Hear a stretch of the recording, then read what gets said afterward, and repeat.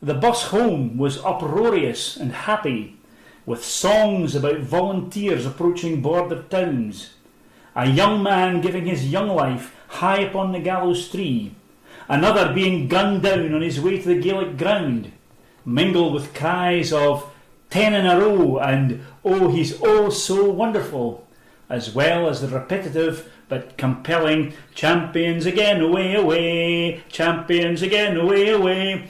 We talked about Patrick Roberts and how it was worth breaking the bank to sign him. That inevitably brought up the subject of money. But one fan, in a memorable anti-materialistic, anti-capitalist aphorism, jerked his thumb back in the direction of Glasgow and Hampden and said, "Money?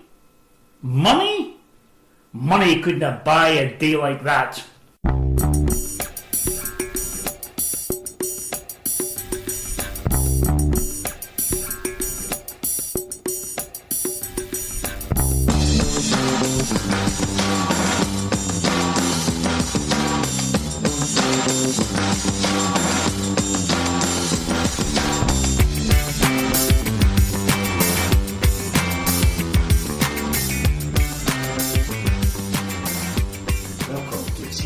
Podcast, A Celtic State of Mind.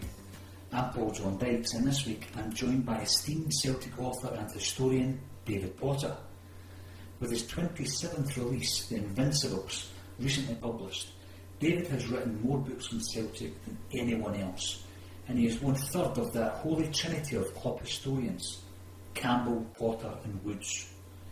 David has always been very supportive of me in my own endeavours, and assisted me during the writing of the Quality Street Gang and Celtic Smiler. Instead of our usual musical interlude this week at the halfway point of the episode, David sings us an old Celtic song from the 1960s that you may not have heard before. You might also hear a guest appearance from my 10-month-old in the background from time to time, but it doesn't cause too much of a distraction. I hope you enjoy David Potter on A Celtic State of Mind. The first question, David, that I would ask you is, you have experience of watching the 9 in a row team. You have researched and written about the 6 in a row team, members of that side. How far can Brendan Rodgers take his Celtic team? I think we should look upon it as the sky is the limit. I think that there is the talent at Celtic Park, there is the will at Celtic Park, there is the commitment at Celtic Park from the very top downwards to at least emulate these teams and possibly even surpass them, if that is even possible. I think I would agree with that. I think talking about surpassing them leads us on to the next part, which is European football. Yes. Now, we have quite a few games to refer to in relation to Brendan's record in Europe. How impressed or otherwise have you been, and where can we go from where we are just now to progress in European football? I think we'd have to say that last season's performances in Europe were disappointing. There's no doubt about that, as indeed was this year's game against Paris Saint-Germain. On the other hand, there is evidence that it's a slow but learning process. For example, I was lucky enough to see both the Manchester City games. I was at the Etihad as well as Celtic Park, and in both of these games Celtic were at least the equals of Manchester City. And I think the recent game that we played against Anderlecht showed us that we can actually learn. We had an awful first 20 minutes, an awful first half hour, where we didn't even pass a ball correctly, and I said, we're in for another real doing, but we slowly gathered together, we regrouped, and we won the game in the end fairly comfortably. So I have great faith that Brendan Rodgers and his team can keep on learning, which is very important. And I think one of the things that Brendan must always do is to keep his players hungry, keep them wanting to learn, keep them wanting to improve. I don't think we ever want to get to the stage where that's it.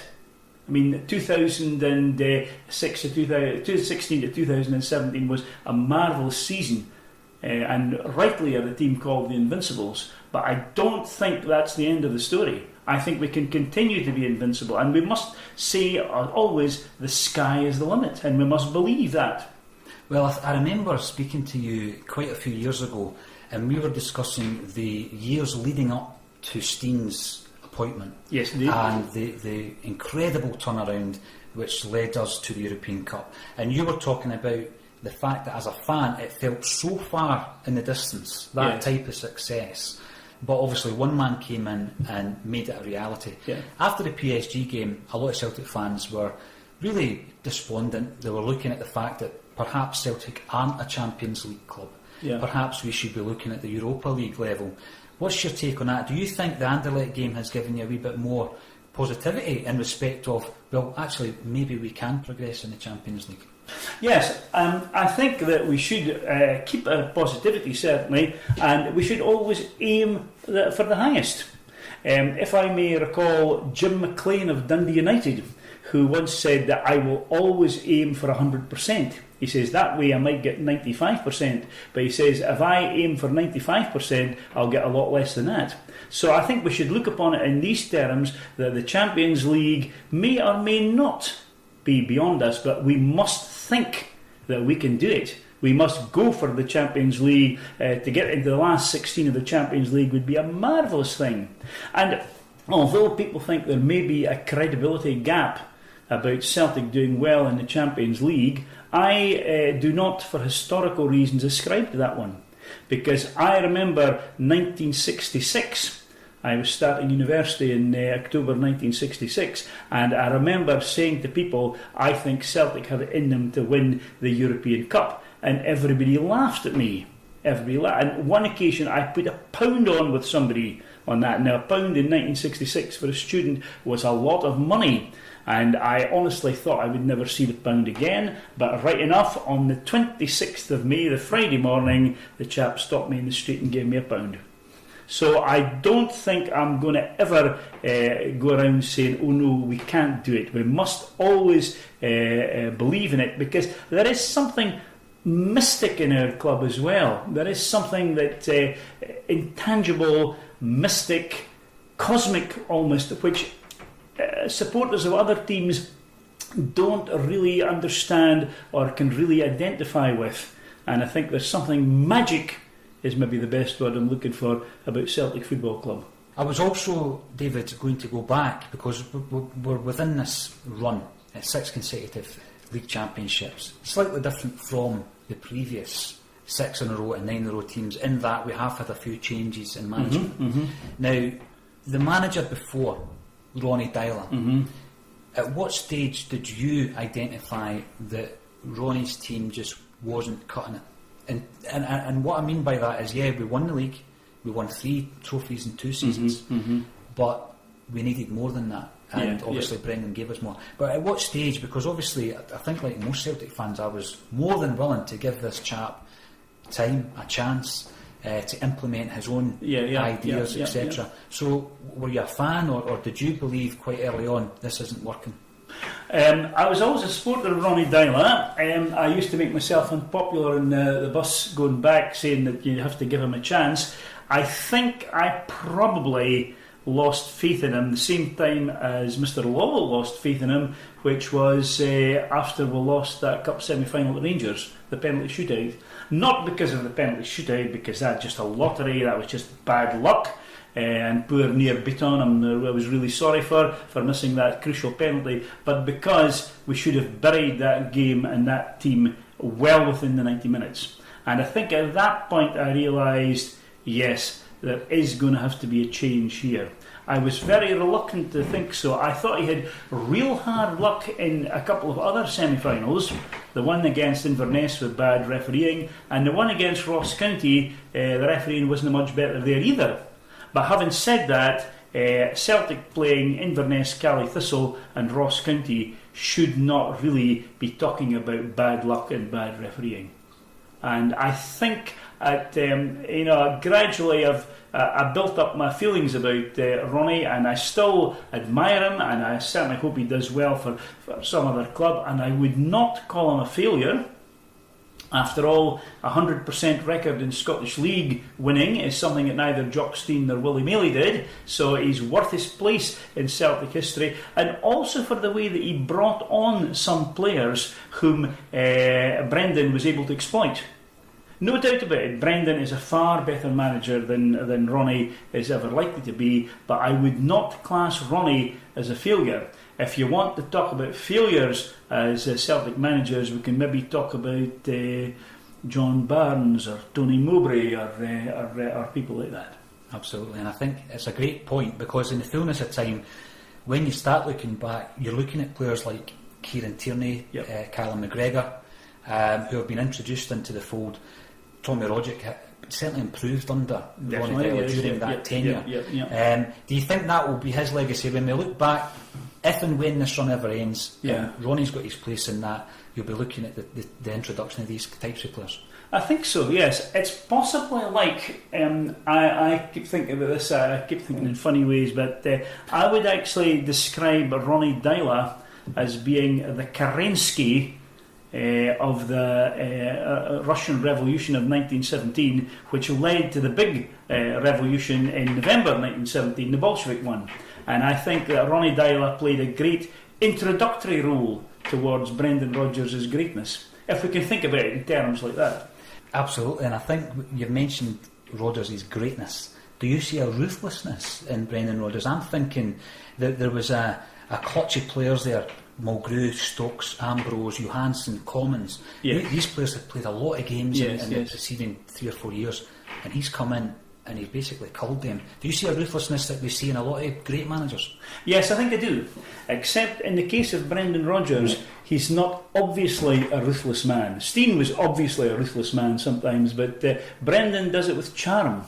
And what I like about Brendan, apart from anything else, is he always goes out of his way to be nice to Pedro Caixinha or Derek McInnes or whoever. He always goes out to praise the other team, and he's a lovely public relations man as well. But you're right, there is certainly a ruthlessness about him, and woe betide anybody who doesn't play the game for him, who lets him down, who doesn't train properly. And in particular, if I may say so, I think he has to keep an eye on Lee Griffiths. Now, he's allowed Lee a few tantrums in the past. He's tolerated a few tantrums. What he will not tolerate, I don't think, is any not training or not pulling his weight. Which I don't, in fairness, I don't think is going to happen with Lee Griffiths, because I think he's a consummate professional and a very, very good player indeed. And he is transferred into that international class. Indeed, player that people wondered for a while. Yes. Can he translate that? That's correct. Yes. Now the book, The Invincibles, that's been released regarding that memorable first season of Brendan Rodgers' tenure. At what stage did you decide, I'm going to write a season guide to this phenomenal campaign? Did you write it as it went along, or was there a point that you thought, this is going to be special and I'm going to have to capture this? The time that I decided was on the Joseph Rafferty bus from Kirkcaldy. Just as we got on the bus after the cup final against Aberdeen, and one of the supporters, a chap that I have a lot of time for, said, "You'll have to write a book about this one, Davy." So basically I did, and I had, to be fair, I had thought about it. I might do it, and if I might not, and I'd even got in touch with a few publishers to see if they were interested. But what made me decide was definitely that game against Aberdeen on the 27th of May. Definitely, I could honestly say that's when I started working on it. Now that, as you say, it was a magical memory. What were your fondest memories? Now this might be a difficult question because there were so many of them, but throughout that campaign, which ones stick in your mind, having not only lived it but then gone over it again for the research for the book? I think both the times we beat Rangers at Hampden and both the times we beat Aberdeen at Hampden. They are obviously great. They'll stay in my mind. But there are other things that stayed in my mind as well. I mentioned the Manchester City games. Both of them were very, very good to watch indeed.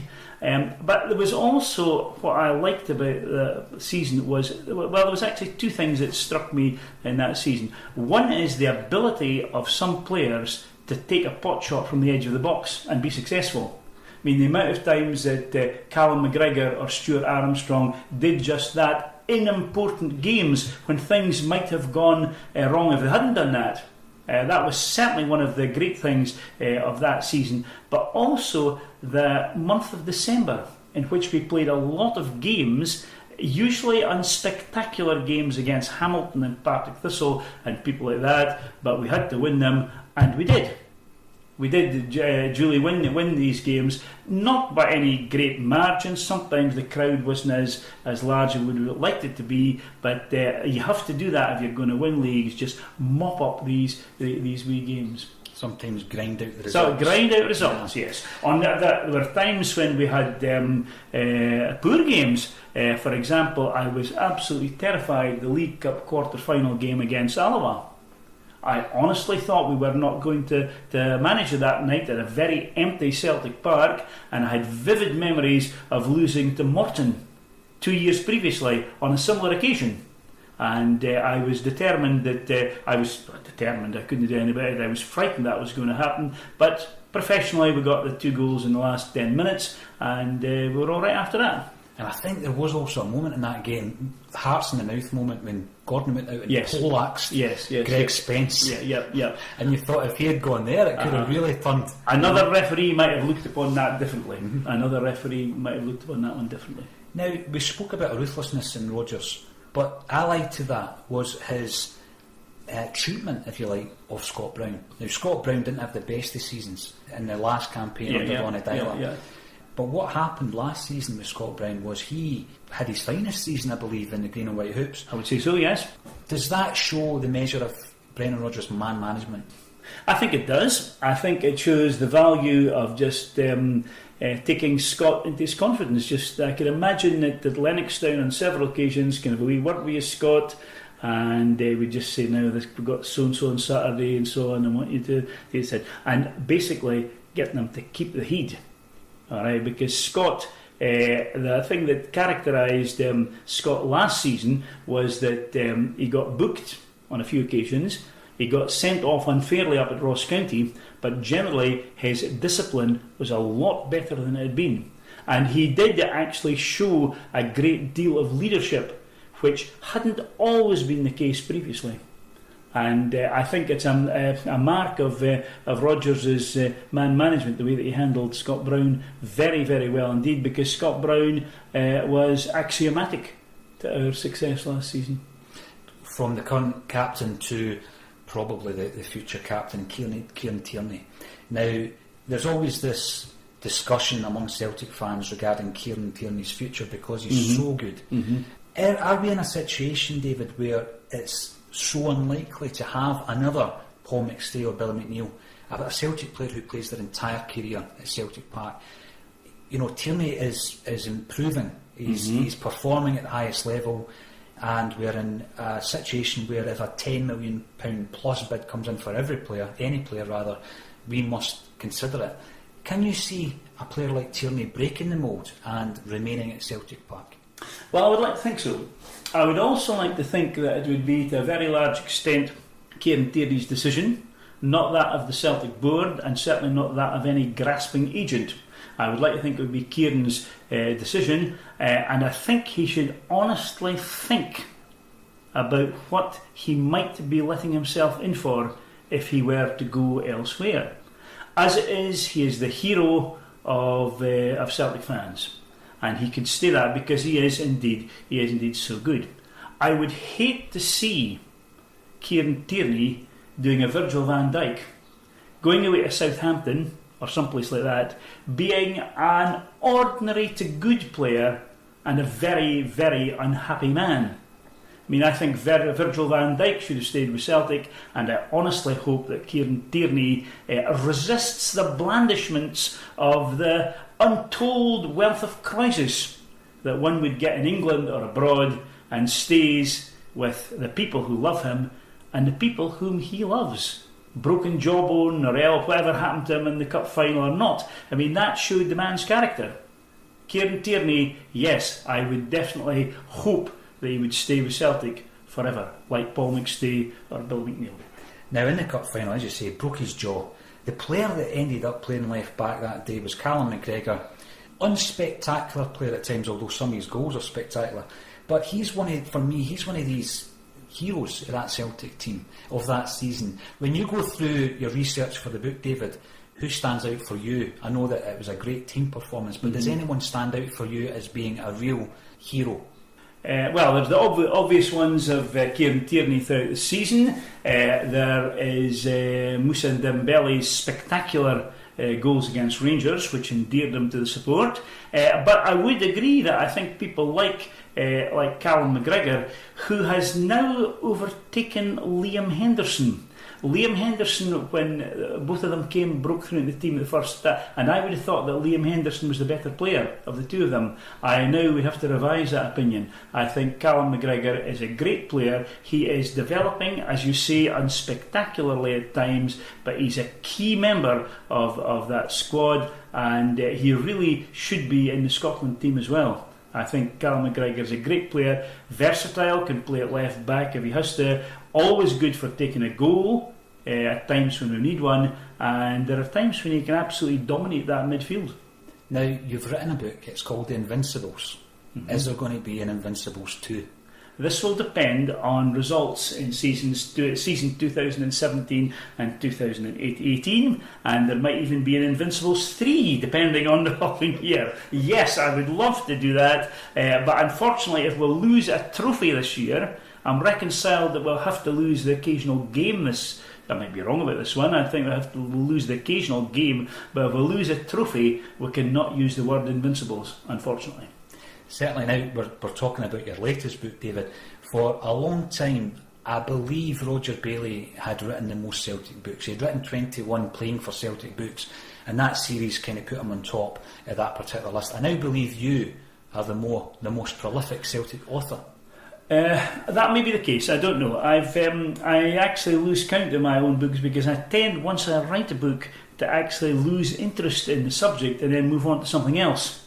I mean, the books I've done in recent years, like Sonny Jim Young and Sandy McMahon and people like that, I would have to, if I were to do anything about them again, I would have to go to that book and revise what I've written. But I just like to do something and then move on to something else. But in the history of Celtic Football Club, you're never ever short of anything to write. It's just a fascinating institution that, and has been for the past 130 years. You mentioned earlier as well, being a student and obviously getting your winnings from the 1967 European Cup final. Had it always been your intention to eventually get round to documenting your passion for the club and researching it and writing books on Celtic? Because it's obviously taken you some time to release your first book back in the 90s. Yes, indeed. But, well, of course, in the 1970s I had a young family, and that, as people know, that inhibits one's other activities sometimes. But I always did want I always saw parallels in what was going on now compared with what happened previously. And of course I had the benefit of a father who talked incessantly about Celtic, and it told me all about Patsy Gallagher, Jimmy McGrory, John Thompson, Peter Scarf, all these people you would care to mention. And even at second hand, because he was just too young to have seen Jimmy Quinn and Jimmy McMenemy, but he nevertheless listened to his father, and he was able to tell me quite a lot about people like that. So that took you way back into the realms of early history. Oh, very much so. But I often think that the Celtic history is a bit of a continuum, as it were. You know, I mean, Kieran Tierney we mentioned. Well, in some ways he's very like Danny McGrain, who in some ways was like Alec McNair. You know, and Lee Griffiths, you could compare him with perhaps Jimmy McGrory, perhaps Jimmy Quinn, and there's a continuum, I think, in Celtic history, and we always need certain kinds of players. So as well as writing so many books on Celtic, David, you have gone through the process in a few slightly different ways. You've collaborated with other authors, and you've written autobiographies and biographies, which I feel are a wee bit different. So which process do you prefer? And when you were writing the autobiographies of Lisbon Lions, were there any difficulties in doing that? I think that when I wrote the biography of Bobby Murdoch, I had to be very sensitive, very careful, because I wrote it only about a year after he died. And Kathleen and the family were all very, very cooperative and delighted it was doing it. But Kathleen's a lovely lady, and I just had to, be careful that I didn't say anything that would had to run a lot of things past her before published it. But of course, Bobby was such a great player that you could immediately say how good he was. You know what I mean? You could immediately tell how good he was, and what dominated the book was really, the fact that he was indeed he was world class. It was a well-named book. Yes, different. That's right, different class. With John Fallon, the problem with John was exactly the opposite with Charlie Gallagher. Charlie Gallagher is naturally a shy, reserved man. You would not say that about John Fallon. Several things about John I had to actually rein him in just now and again, whereas on the other hand with Charlie I had to encourage him to say more about himself. Both lovely men, both real Celts, and I'm proud to have worked for both of them. But to answer your question about working with people, I suppose it would depend on the people that I work with. I've done books with 3 people. One is Tom Campbell, who's a fine Celtic historian. Another one is Mary Rowan, an equally fine Celtic historian who works showing people around Celtic Park, so you get a wee bit inside information from her occasionally. Another one that I've worked with is a chap called Philip Hume-Jones, who is more interested in the general Scottish football idea rather than Celtic. He's not a Celtic supporter, but he's very interested in minor Scottish football, and I've done a couple of books with Phil on an encyclopedia of Scottish football and also the history of the Scottish Cup. And he is a great man to work with because apart from anything else, he's very sober and he's very sensible and he can calm me down. Occasionally I've been known to get a wee bit rabid and I'm writing about Celtic or something that I feel passionately or strongly about, and Phil is a lovely man just to calm me down, very efficient. I say I've been very lucky with the 3 people that I've written books with. I couldn't ask for anybody else. Anything else? One thing that I liked about your John Fallon book actually, David, was the fact that you referred to topical issues within politics and within the times, and yes. you drew on some of that as well. Was that something that came from you? Did you tell John, let's paint a picture of the times, or was that just through your discussions with John? It was probably through my discussions with John that I've always believed in this, that you can't actually see football in isolation. I think, for example, I would have to say that the reason why Rangers got off with so much in the 1990s and were only caught later was because the culture in Great Britain at the time was grab what you can. This all started with Mrs Thatcher in the 1980s and was carried on by John Major, and it was the turn of the century before people put a break on this, and that was why Rangers, I think, got off with so much. And I think it's for these reasons that you've got to see things in their context. For example, to go back to the Edwardian era, the great Celtic team of young Loney and Hay and Jimmy Quinn and so on, you really must see that in the context of the grinding poverty that these people, our supporters, suffer from, and how in the same way as the Liberal government of 1906 introduced the welfare state, by things like free meals for school children and so on, and old age pensions and so on. That was also, as it were, the morning star of the great Celtic team, because they began to rise at the same time, and you can see them in absolute parallel. You know, the one time in history when it doesn't work, unfortunately, is the late 1940s, when the welfare state was completed, if I may say so, by the excellent Labour government of the time. Vigorous socialism we got in this country, but sadly a very, very poor Celtic team. But I do like to see parallels between this sort of thing and set things absolutely in their context. Yeah, and that sits well with the social aspect of why Celtic were founded in the first place. Of course, yes, because I mean, people have said this often enough. Celtic is not just a football team; it's more a way of life, and it has to be a way of life. It has to be a way of life because it means so much to so many people. I think we're now at the stage at Celtic where we've lost forever, I think, the narrow sectarian bile that occasionally I used to get at Celtic Park. Occasionally, very, very seldom. But I think that's now gone forever, and we're now really a modern team representing our community.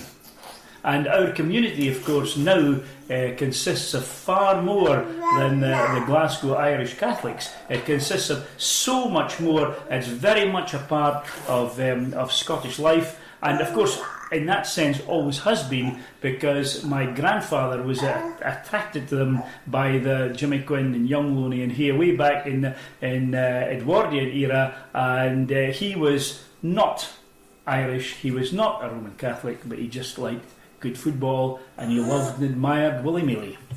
So the difference then, I remember speaking to Charlie Gallagher, and Charlie told me the story that he was never of the opinion that his father was all that proud of his football achievements, and it was only after his dad died that he found all these scrapbooks and he realised that his dad had been following his progress, very, very closely, but it was maybe just a sign of the times that the dad wouldn't, give him a cuddle or a pat on the back or tell him he was doing well.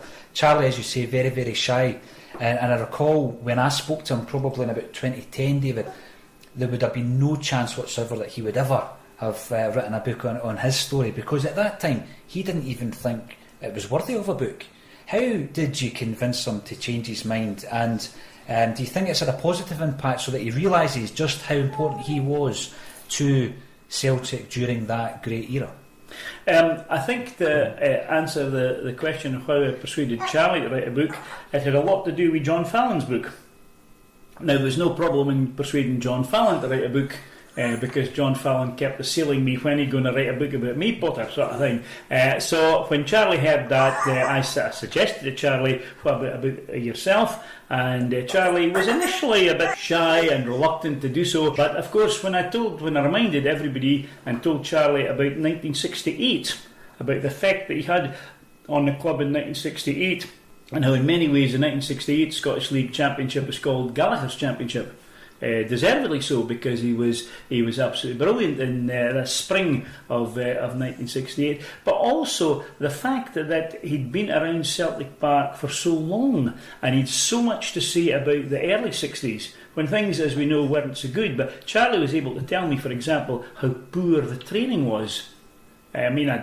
We'd obviously heard how poor the training was, and Charlie was able to confirm it, and Charlie was able to give a great deal of information in that respect, and he came across as just a lovely man whom I'm proud to have met. Mm-hmm. And the book has done so well. Thank you. I mean, even the front cover, he's wearing that old jersey, which was a training top, I believe. Yes. And it just shows you the kind of that mentality, I think, of the people running Celtic at that time. It was very threadbare, the training. Which is even later on at Barrowfield weren't great. The stadium was a bit decrepit, and the training gear was. I remember the story that there was hampers with training gear from the 1950s, and this was in the 1970s. And Andy Walker told me the story that on his first day of training, Neil Mockin handed him a pair of football boots. Bearing in mind he had signed in 1987, and it was a pair of World Cup 1982 boots. And it was still in the box, and this is the way that Celtic seemed to have always operated. Yes, that was the way they worked, yes. And these days, there's no doubt about it that Rangers and other teams were far more slick and professional about the way they went about their business. And, for example, Charlie Gallagher told me that he was rather surprised to discover that most other teams in Scotland lasted the pace better than Celtic did. And they seem to be a lot better trained, just better organised, And of course, to a very large extent, this was due, and it has to be said, to Jimmy McGrory, whom I'm reluctant to criticise at all because he's such a saint in the eyes of so many people. But Jimmy McGrory, I'm afraid, was no manager. He was no manager. He got that excellent job for himself as public relations officer, which I would imagine he would be superb. And it was interesting that Jock Stein told the players, you must call Mr McGrory boss. He's boss as well. That he's still the boss in some ways. But McGrory and Stein, obviously, they got together so well, and I can imagine McGrory being such a great support to Jock in the great days. I always recall, David, a story that some of the Celts who were at the club before Stein arrived. Saying that one of McGrory's habits or traits was that on a cold day he'd be standing at the changing room door with a big bottle of whisky, I think it was, or brandy, and everybody would get a nip on the way onto the pitch. Did you ever hear that one? I heard that story. I don't know how true that is. Whether I don't think that Charlie Gallagher or John Fallon ever told me that one, but I certainly heard that story. To what extent it's true, I really don't know. I suspect that maybe a wee bit of rhetorical exaggeration, shall we say? You know. Now, you've written about some fantastic characters in the history of the club. Is there anybody, in terms of a biography or indeed an autobiography, David, that you would like to work on? I think the one person that I have omitted, but it was a deliberate decision, has been Jimmy McGrory. But I've also felt that there's no need for me to do that, because John Kearney wrote an excellent book about Jimmy McGrory. He wrote that about the same time as I did mine on Jimmy Quinn, if I remember correctly. And I often felt I would like to do one on Jimmy McGrory, but I didn't feel it was necessary, because John had done such a great job on Jimmy, you know, which was it was good. There are others in Celtic history that I wouldn't mind doing something on. Perhaps people like Alec Thompson, who played the same time as Jimmy McGrory. People like Alec McNair. The Icicle. The Icicle, yes. Marie Rowan did an excellent one on Dan Doyle, so there's no point in doing that one. And yes, but there are one or two that I would still occasionally like to do some. Tom Campbell is very, very good on the 1950s, on Bobby Evans and Charlie Tully. Excellent on these ones. Excellent. Yeah. When I decided myself back in 2010, it was, David, to write about the team that I had always looked back on, even though it was before my time. The first thing I decided to do was to speak to yourself, Tom Campbell, and latterly Pat Woods, because I felt, as a Celtic supporter but also a big fan of the history, that until I spoke to you three, there was no point in embarking on such a process. I needed to know the process, and I needed to speak to you because you had done so much for the documentation of the Celtic history. Now, one thing that has always struck me is that you've worked with Tom. Tom has written a number of books with Pat.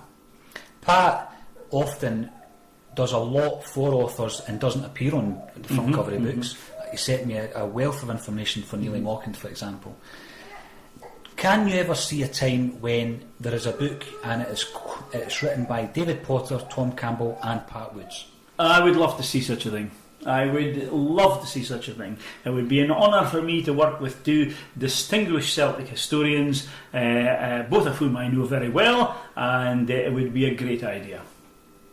We'll leave it at that. I just want to put that out there. Now, we were speaking about songs earlier, David, and I remember when I was writing Neely book, you may be able to recall a song called Rally Round the Celtic. Now, the interesting thing about that, it came from one of Neely's family, and they sang it just like what you did. They sang it to me, and then they wrote down the lyrics, and they explained that this was written by Willie Garner's uncle.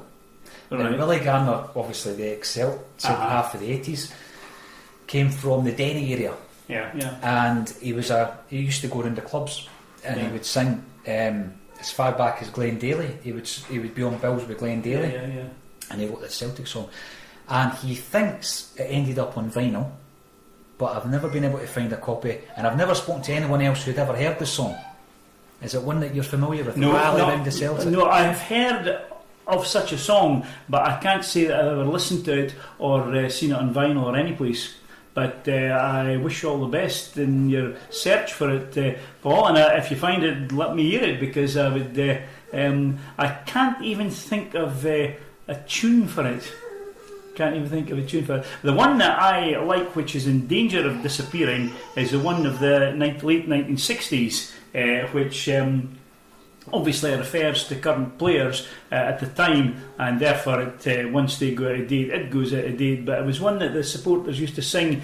Particularly, I associate it with the League Cup final of 1969 when we beat Hibs 6-2. And they were singing Aye, aye, aye, aye, we are the Glasgow Celtic, wherever we go we'll fear no foe, for we are the Glasgow Celtic.